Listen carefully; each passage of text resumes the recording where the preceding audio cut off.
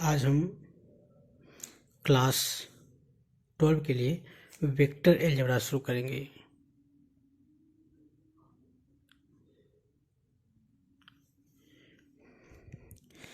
सबसे पहले हम देखते हैं कि ये वेक्टर क्वांटिटी क्या है। जो क्वांटिटीज होती है एक्चुअली में दो टाइप्स की होती है।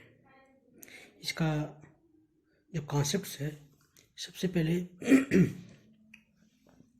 हम क्वांटिटीज के बारे में देखेंगे। एक होता है स्केलर क्वांटिटी,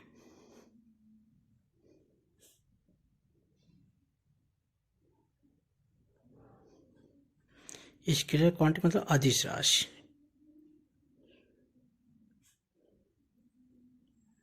दूसरा होता है वेक्टर क्वांटिटी,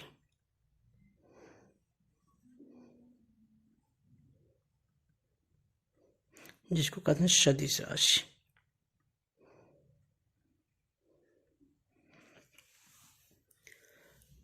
अब ये वेक्टर क्वांटिटी है क्या और स्केलर क्वांटिटी है क्या।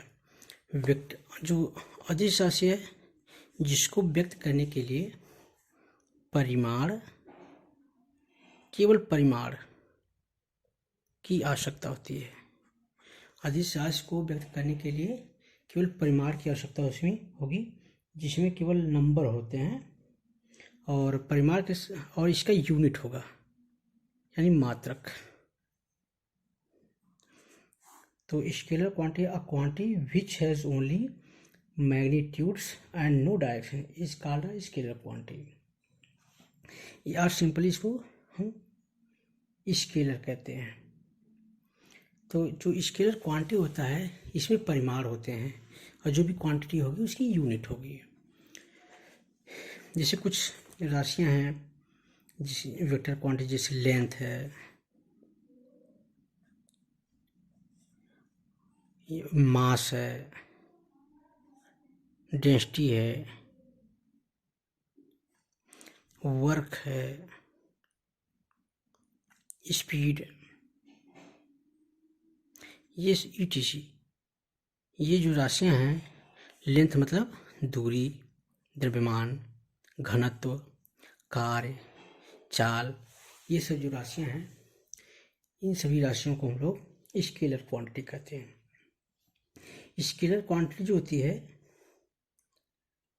इसमें टू थिंग्स होती हैं।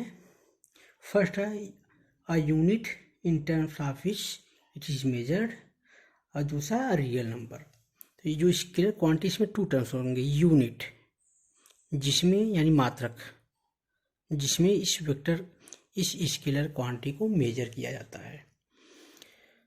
जैसे कि मास है, जिसकी यूनिट होगी किलोग्राम। दूसरा है कितना मास है, उसकी क्वांटिटी होगी, जिसको कहते हैं एक नंबर है, अ नंबर।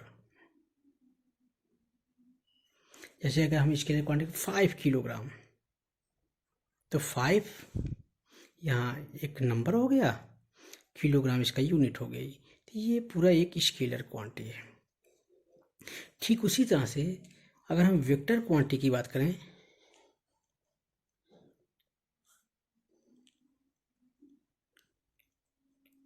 जिसको हम सदिश राशि कहते हैं, तो सदिश राशि क्या है। वे राशियां जिन्हें व्यक्त करने के परिमाण एवं दिशा दोनों की आवश्यकता होती है। यानी इसमें परिमाण भी चाहिए और दिशा भी। एक तरीके की इसमें 3 क्वांटिटी होती है। एक नंबर होगा, डायरेक्शन होगा, तीसरा यूनिट होता है, मात्रक। तो a quantity which has magnitude as well as direction is called vector quantity और सिंपली वेक्टर। अब कुछ एग्जांपल्स बता रहे हैं। जैसे हो गया डिस्प्लेसमेंट,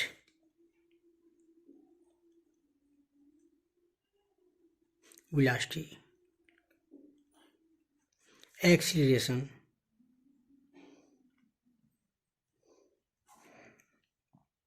इसके बाद हो गया एक्सीलरेशन के बाद और सारे में जैसे फोर्स है, इलेक्ट्रिक फील्ड है, और मोमेंटम है। ये बहुत सारी ऐसी राशियाँ हैं जिनको व्यक्त करने के लिए हमको परिमाण के साथ साथ दिशा की भी आवश्यकता होती है। अब वेक्टर क्वांटिटी को हम लोग कैसे रिप्रेजेंट करते हैं? अब जैसे कोई पॉइंट है ए और यहाँ एक पॉइंट है बी, एक लाइन सेगमेंट हो गया, ये लाइन सेगमेंट है। अब अगर किसी वेक्टर क्वांटिटी जिसकी डायरेक्शन ए से बी की तरफ है तो हम इसको ए बी, इसके ऊपर एक एरो का सिंबल लगा देंगे। इसको पढ़ते हैं vector A B, vector A B पढ़ते हैं इसको। अब ये जो इसकी लेंथ है ए से बी की डायरेक्शन है, तो हम इसको डायरेक्शन दिखाने के लिए ये ढंग से एरो का निशान लगाएंगे। ये एरो की डायरेक्शन जो शो करती है, ये बताती है कि वेक्टर ए बी की दिशा क्या है। इसमें ए इस वेक्टर के इनिशियल पॉइंट है और बी इसका फाइनल पॉइंट कहलाता है। अब देखते हैं हम लोग,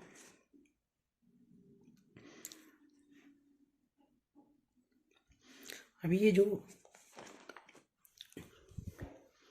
लाइन सेगमेंट है इसकी लंबाई वेक्टर, इसकी लंबाई लाइन सेगमेंट ए बी की जो लंबाई है वेक्टर ए बी की मैग्नीट्यूड को रिप्रेजेंट करती है। और ए से बी की जो डायरेक्शन दिशा है उसको तीर के निशान से यानी एरो के निशान से रिप्रेजेंट करते हैं। जो इसकी जो लंबाई है ए बी, इसको हम मैथमेटिकली ढंग से रिप्रेजेंट करते हैं। इसको पढ़ते हैं mod A B. Mod A B का मतलब वेक्टर ए बी का मैग्नीट्यूड। तो वेक्टर ए बी के मैग्नीट्यूड को हम मॉड ए बी से रिप्रेजेंट करेंगे।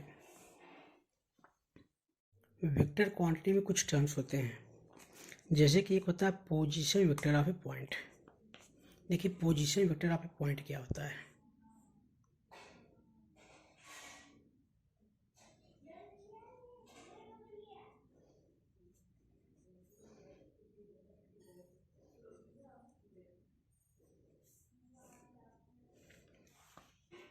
इसका किसी भी पॉइंट का पोजीशन वेक्टर क्या है?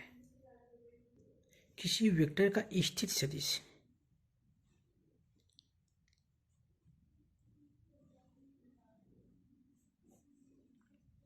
तो किसी वेक्टर का स्थित सदिश क्या है? इसके लिए हम मान लीजिए एक को एक्स एक्सिस हो गया, ये वाई एक्सिस है, ये है जेड एक्सिस,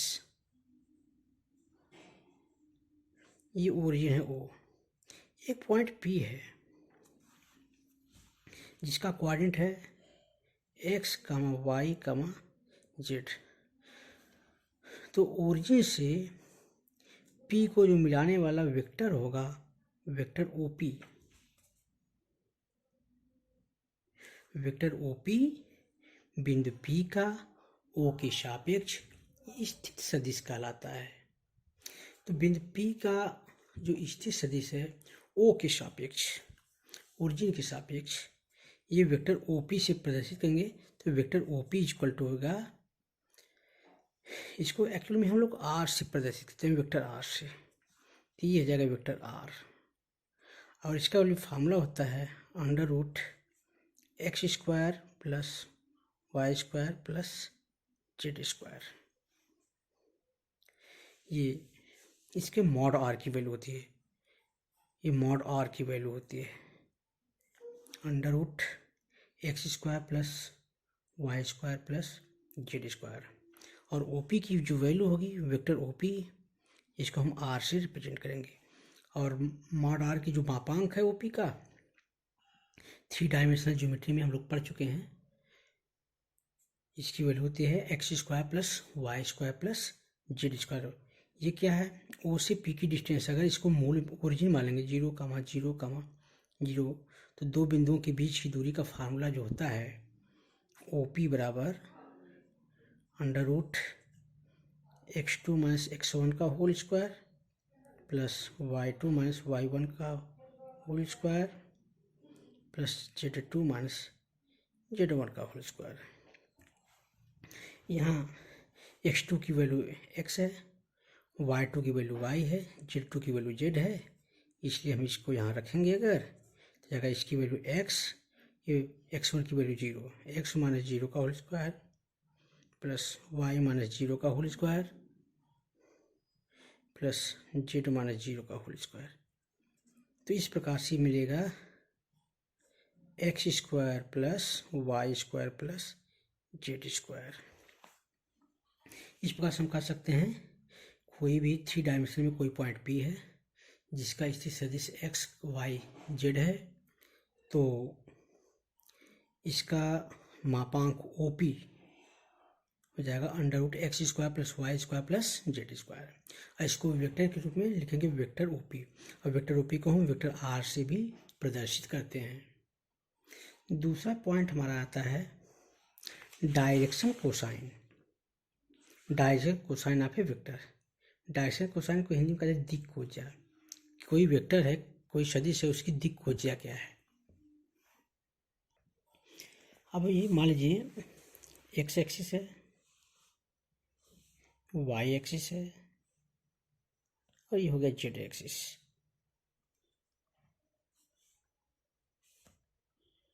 ये कोई पॉइंट वो है ओरिजिन जिसका रेखा 0, 0, 0। यहाँ स्पेस में कोई पॉइंट है P जिसका कोऑर्डिनेट है x, y, z। तो ये हो गया वेक्टर OP। अभी हम लोगों ने पढ़ा वेक्टर OP को हम वेक्टर OP लिख देंगे इस ढंग से, या वेक्टर R लिखते हैं। और R का मापांक होता है under root X square plus Y square plus Z square.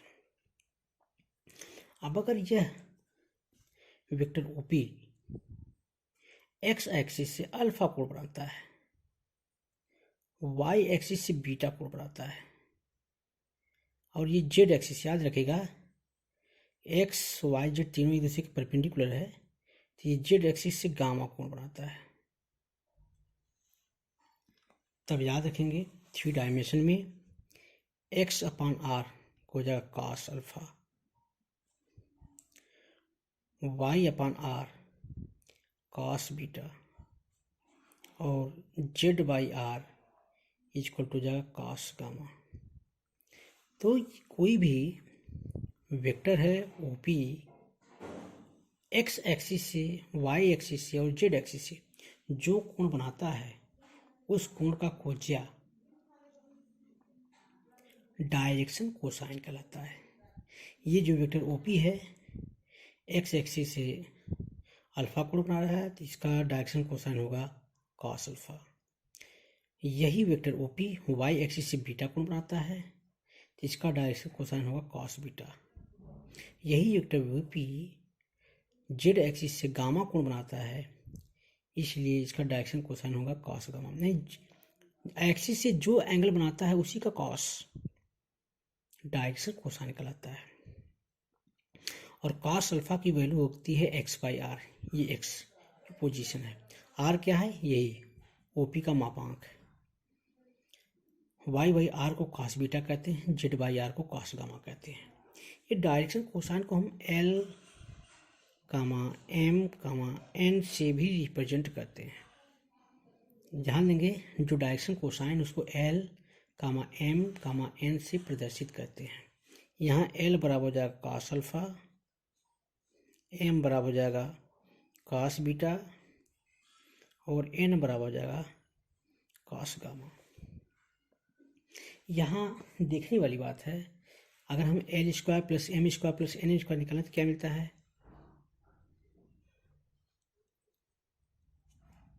तो एल की वैल्यू होती है cos alpha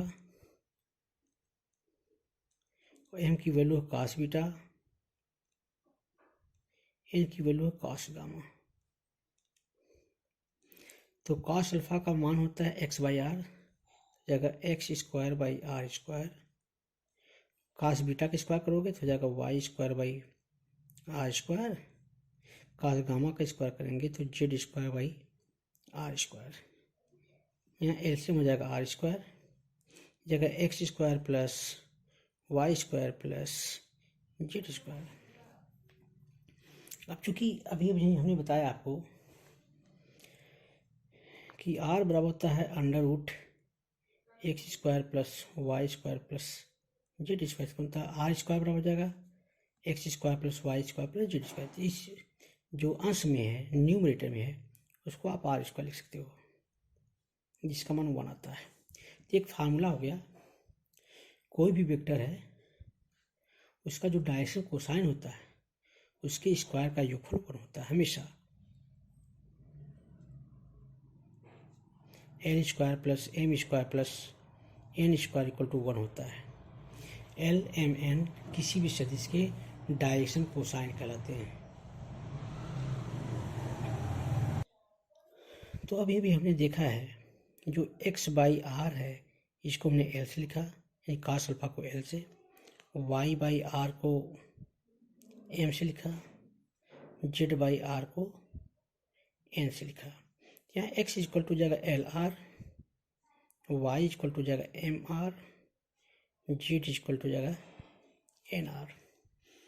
L M N ये दिक्कोज्या है, किसी भी वेक्टर ओपी का दिक्कोज्या है, डायरेक्शन कोसाइन है।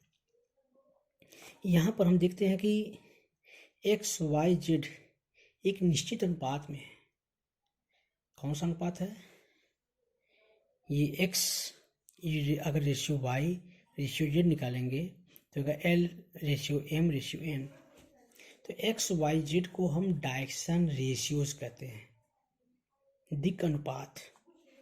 ध्यान रखेंगे, एक्स वाई जेड को हम दिक् अनुपात कहते हैं और एल एम एन को डायरेक्शन कोसाइन कहते हैं। दिक् अनुपात को हम लोग ए कामा बी कामा सी से भी प्रदर्शित करते हैं। इससे ये स्पष्ट है कि अगर कोई पॉइंट है पी स्पेस में जिसका निशांक है ए कामा बी कामा सी, तो ए बी सी को हम कहेंगे दिक् अनुपात। और ये वेक्टर आर है इसकी वैल्यू हो जाएगी, यानी वेक्टर आर नहीं, आर का जो परिमाण है under root a square plus b square plus c square आएगा। यहाँ एक्स वाई जेड के साथ ए बी सी लिख रहे हैं। अगर यह vector O P X axis से अल्फा कोण बनाता है, वाई एक्सिस से बीटा कोण बनाता है और जेड एक्सिस से गामा कोण बनाता है, तब हमने बताया है कि जो ए बाई आर है एक कास अल्फा हो जाएगा जिसका मान एल हो जाएगा, बी बाई आर को कास बीटा कहेंगे जिसकी value M, C by R को कास गामा कहेंगे जिसकी वैल्यू आएगी एन। तो यहाँ पर ए बी सी को दिक् अनुपात कहते हैं। मूल बिंदु ओ के सापेक्ष कोई पॉइंट पी है जिसका निशांक है ए बी सी, तो ए बी सी दिक् अनुपात कहलाता है। ए बाई आर को हम दिक्कोज्या कहते हैं। याद रखेंगे, ए बाई आर को दिक्कोज्या यानी ए बाई आर बराबर है एल, इसी को कहते हैं कास अल्फा। आर की वैल्यू क्या है? A by under root a square plus b square plus c square. तो हम लोग समझ सकते हैं। उसी तरह से बी बाई आर को एम कहते हैं यानी cos beta, c by R को एन कहते हैं, ये हो जाएगा कास गामा। एग्जाम्पल के रूप में समझते हैं कि अगर कोई पॉइंट है 2,3,4, तो इसका दिक् अनुपात होता है ए की वैल्यू 2 आएगी, बी की वैल्यू 3 आएगी, सी की वैल्यू आएगी 4। ये दिक् अनुपात हो गए। दिक्कोज्या क्या है? तो सबसे पहले आर निकालेंगे। आर बराबर हो जाएगा under root a square plus b square plus c square. Value हम रख देते हैं। ए की वैल्यू है 2 तो हो जाएगा 2 का स्क्वायर, प्लस बी की वैल्यू 3 है तो हो जाएगा 3 का स्क्वायर, सी की वैल्यू 4 है तो हो जाएगा 4 का स्क्वायर। सॉल्व कर लेते हैं तो हो जाएगा 4 प्लस 9 प्लस 16। अब 16 9 25 4 29 यानी रूट 29, ये आर की वैल्यू है। तो एल की वैल्यू क्या होगी, एल इक्वल टू हो जाता है ए बाई आर, इसी को हम कहते हैं कॉस अल्फा। और ये आएगा ए की वैल्यू है 2/√29। उसी प्रकार से कॉस बीटा, जिसको एम कहते हैं, एम की वैल्यू है बी बाई आर, इसकी वैल्यू होगी 3/29। और कॉस गामा एन जगह सी बाई आर, ये जगह 4/√29। इस प्रकार से हम लोग दिक्कोजा निकाल सकते हैं। कोई भी पॉइंट दिया गया है तो उस पॉइंट का हम दिक्कोजा भी निकाल सकते हैं, दिक् अनुपात भी निकाल सकते हैं। अब बात आती है वेक्टर के प्रकार। तो वेक्टर के प्रकार कितने होते हैं उसको हम देखते हैं। पहला है जीरो वेक्टर। ये जीरो वेक्टर क्या है?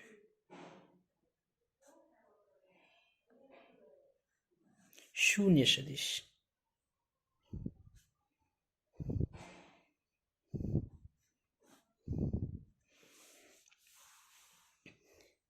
A vector whose magnitude is zero. कोई सदिश है जिसका मापांक शून्य हो, यानी उसका इनिशियल पॉइंट और फाइनल पॉइंट एक ही स्थान पे हो। यानी जो लाइन सेगमेंट था, लाइन सेगमेंट का पॉइंट ए और पॉइंट बी, ये इनिशियल पॉइंट है, ये फाइनल पॉइंट है, ये टर्मिनल पॉइंट। फाइनल पॉइंट मतलब टर्मिनल पॉइंट। तो इसका जो टर्मिनल पॉइंट है, यानी ए और बी है, ये इनिशियल पॉइंट है, ये इसका टर्मिनल पॉइंट हो गया। अगर ए और बी एक ही स्थान पे हों तो ए बी की जो लेंथ है, वेक्टर ए बी की जो लंबाई होती है, इसी को मैग्नीट्यूड कहते हैं। अगर ए और बी एक ही पॉइंट पे है तो इसका मैग्नीट्यूड शून्य हो जाएगा। तो ऐसे सदिश को शून्य सदिश कहते हैं, जिसका मैग्नीट्यूड शून्य होता है, जिसका मापांक शून्य होता है, जिसका परिमाण, वह सदिश जिसका परिमाण शून्य हो उसको शून्य सदिश कहते हैं। तो कोई वेक्टर हम कह सकते हैं अ वेक्टर हुज मैग्नीट्यूड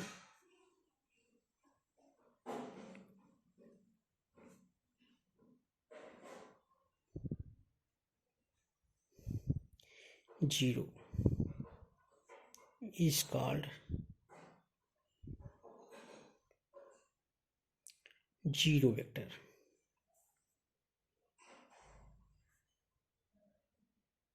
इसको नल वेक्टर भी कहते हैं। तो जीरो जो वेक्टर है उसका परिमाण शून्य होता है, इसको वेक्टर जीरो से प्रदर्शित करते हैं, वेक्टर ओ से प्रदर्शित करते हैं। इसका सिंबल है ओ। दूसरा होता है प्रॉपर वेक्टर।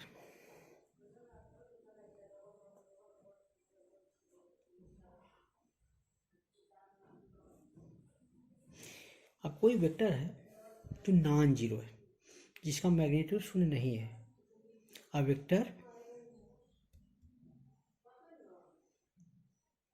या एनी वेक्टर कर सकते हैं। अब वेक्टर नहीं, any vector, any non zero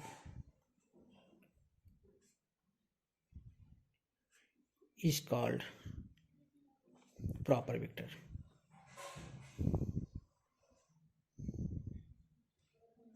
तो कोई वेक्टर सदिश है जिसका परिमाण शून्य नहीं है, नॉन जीरो का मतलब जिसका परिमाण शून्य नहीं है, ऐसे सदिश को हम लोग प्रॉपर वेक्टर कहेंगे। दूसरा यूनिट वेक्टर।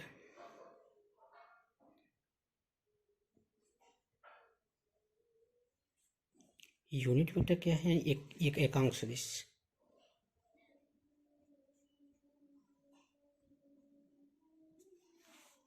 एकांक सदिश क्या है? कोई वेक्टर है, उसका परिमाण अगर 1 है, a vector whose magnitude is unit, a vector whose magnitude is unity is called unit vector.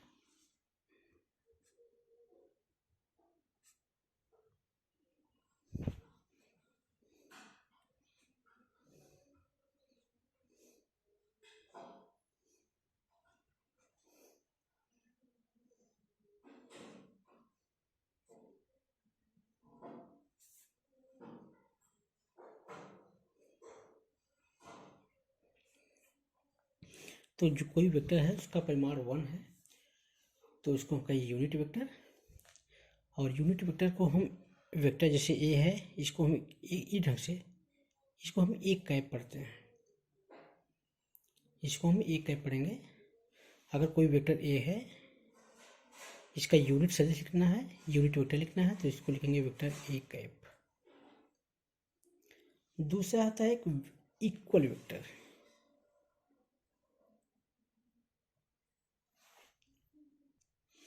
Equal vector क्या है?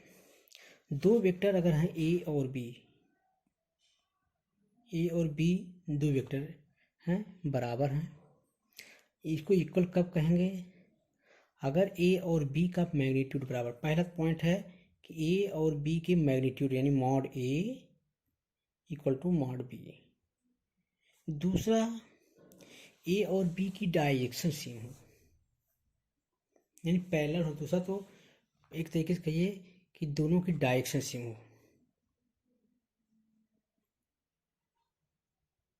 तीसरा पैरेलल, तो डायरेक्शन का मतलब सेम होने का मतलब पैरेलल होगा तभी डायरेक्शन सेम होगी। तो जैसे मान लीजिए कोई वेक्टर है, ये वेक्टर है ए, दूसरा इसी के लंबाई के बराबर इसी के पैरेलल है, ये है वेक्टर बी, तो हम कहेंगे वेक्टर ए बराबर वेक्टर बी। अगर एक वेक्टर ई डायरेक्शन में है, दूसरा वेक्टर ई डायरेक्शन में है, मैग्नीट्यूड अगर बराबर है लेकिन डायरेक्शन सेम नहीं है, पैरेलल नहीं है, तो ये दोनों वेक्टर इक्वल वेक्टर नहीं कहलाएंगे। अब हम देखते हैं हमारे पास कुछ और टर्म्स अगला है वेक्टर एलजेब्रा।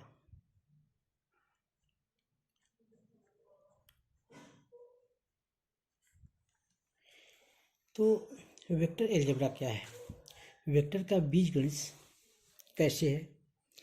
तो सबसे पहले एडिशन यानी सम ऑफ वेक्टर यानी दो सदिश को जोड़ेंगे कैसे, एडिशन ऑफ वेक्टर।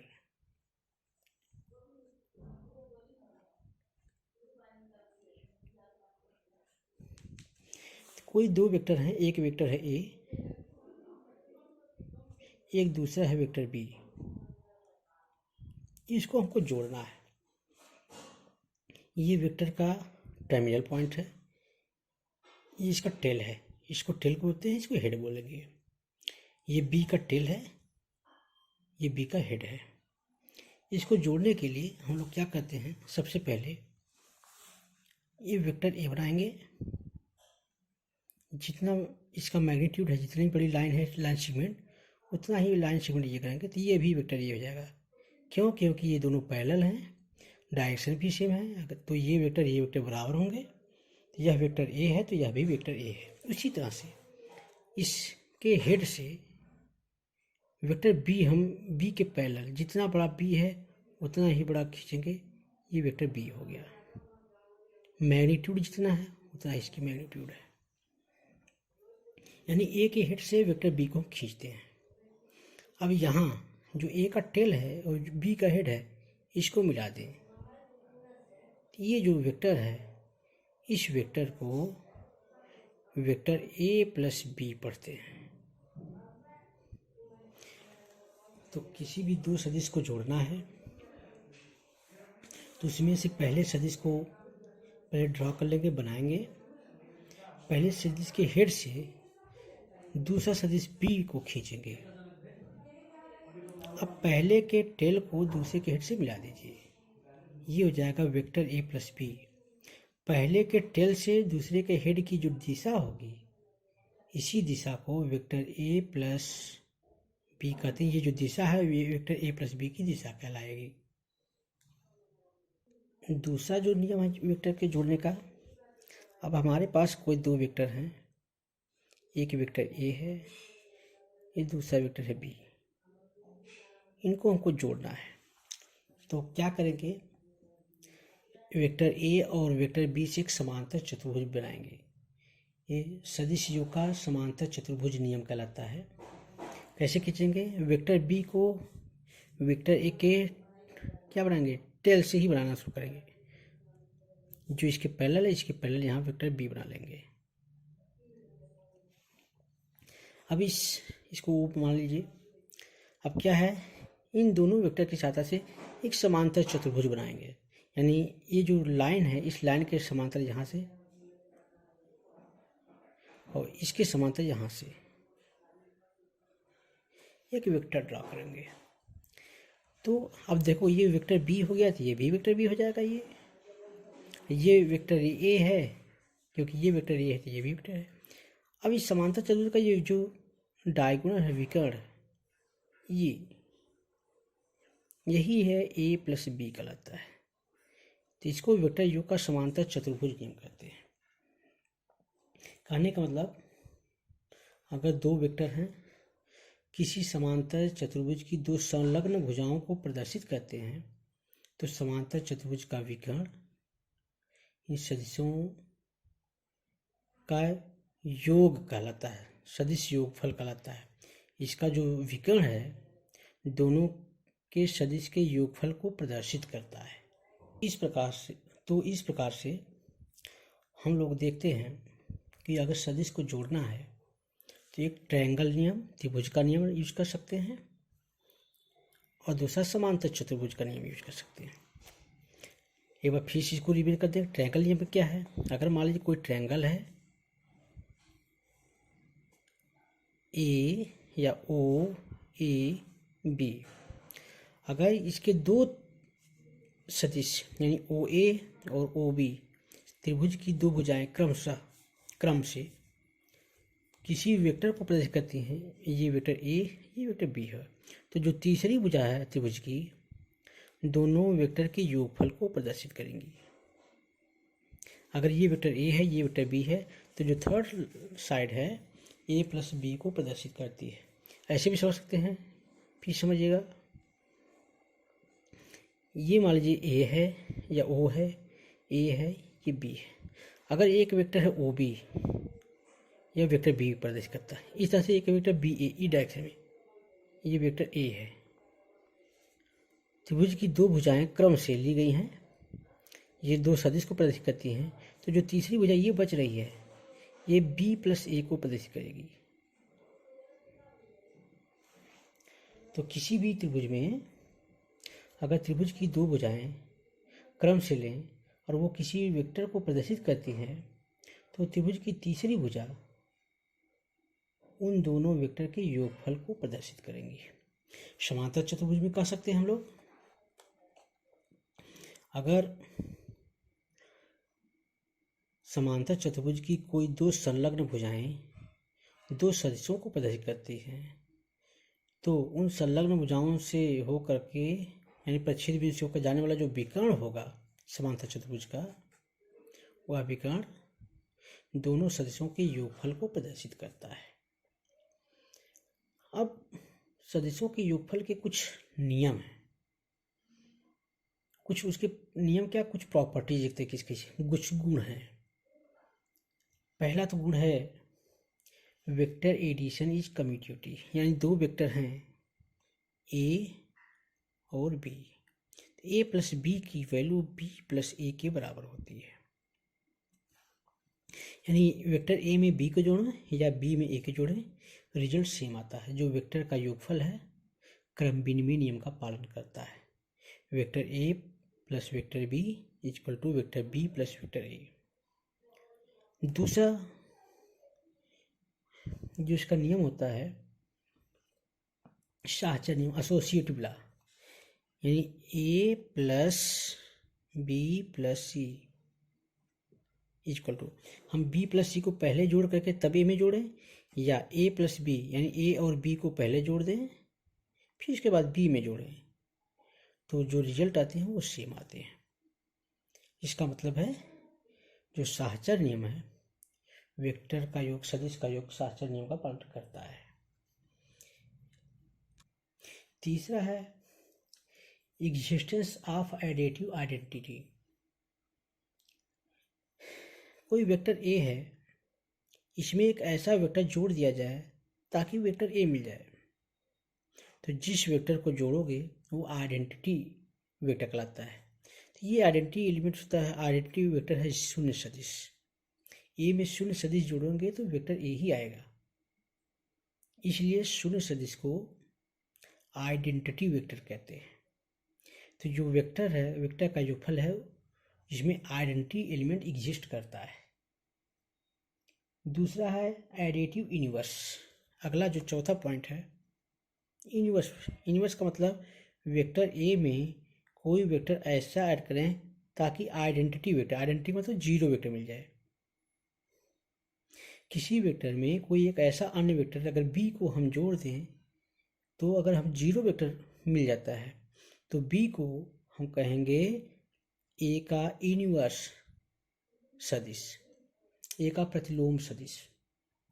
वो क्या होता है, वेक्टर ए में जोड़ना है वेक्टर माइनस ए को, बी के स्थान पे माइनस ए वेक्टर रख दें तो ए में से ए घटाओ